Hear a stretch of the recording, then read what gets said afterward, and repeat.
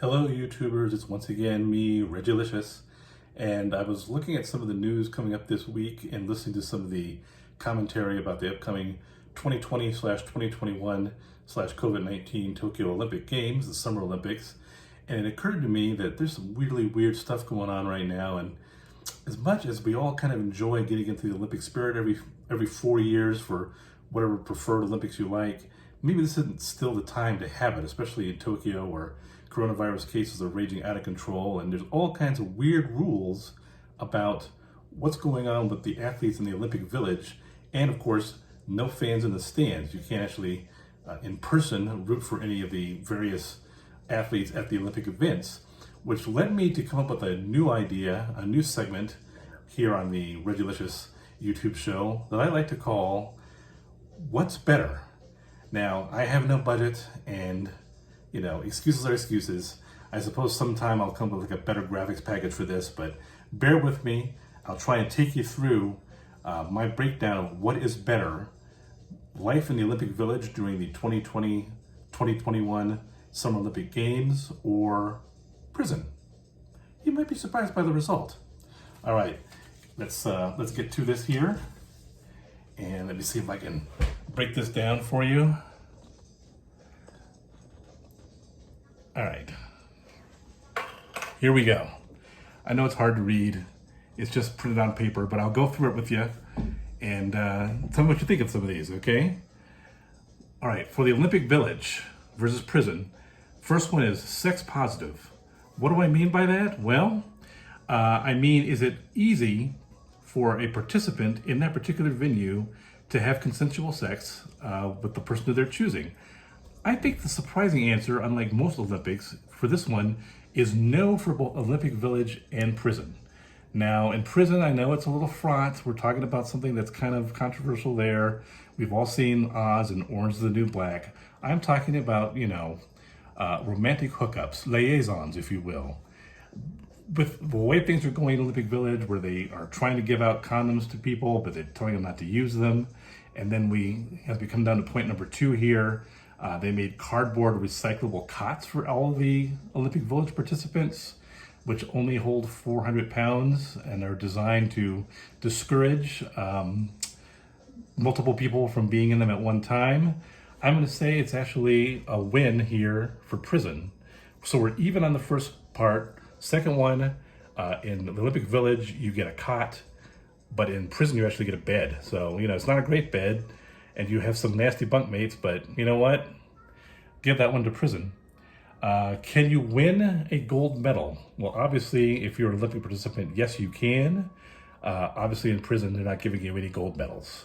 High spread of COVID-19. Unfortunately, in both places, the answer is yes. Social distancing required. That's the key word there. In the Olympic Village, they are asking everyone who is there to maintain a distance of at least 2 meters from the other participants, which is about 6.5 feet. So yes, they are requiring social distancing.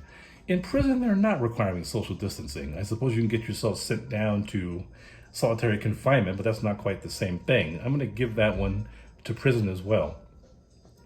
Vaccination required. Surprisingly, no, they are not required to have vaccinations before you go to Tokyo and compete in Summer Olympic Games, which I was totally shocked by.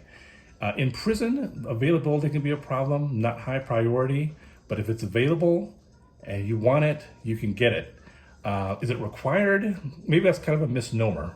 I would call that kind of a tie, but I would say it's probably easier to get a vaccine in prison than in the Olympic Village.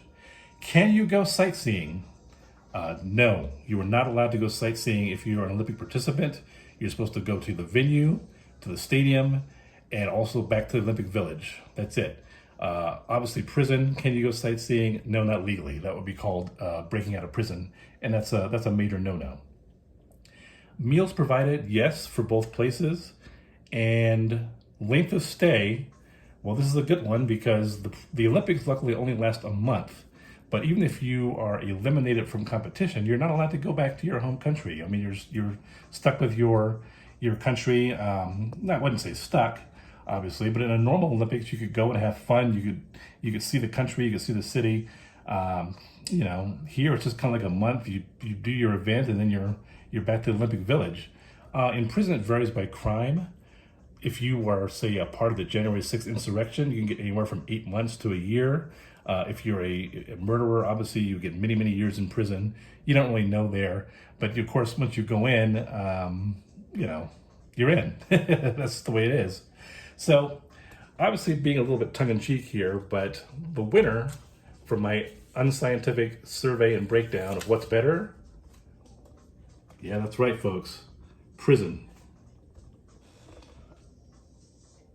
Obviously, it's better to be in the Olympics than to be in prison, but you do kind of wonder what's going on because there's lots of cases of coronavirus, and as much as I feel for the athletes, I'd love to see Simone Biles win a bunch more gold medals doing her superhuman feats on the gymnastic in the gymnastic events.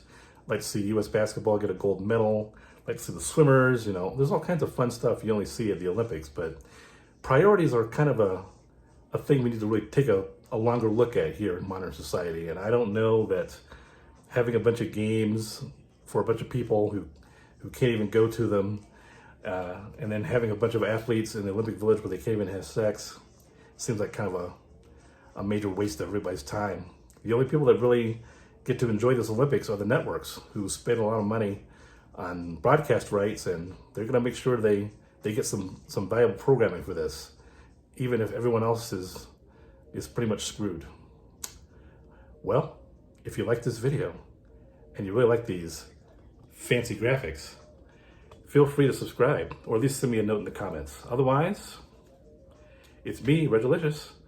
Enjoy your day, and remember, if you're on a Zoom call, don't forget to always wear pants. Bye.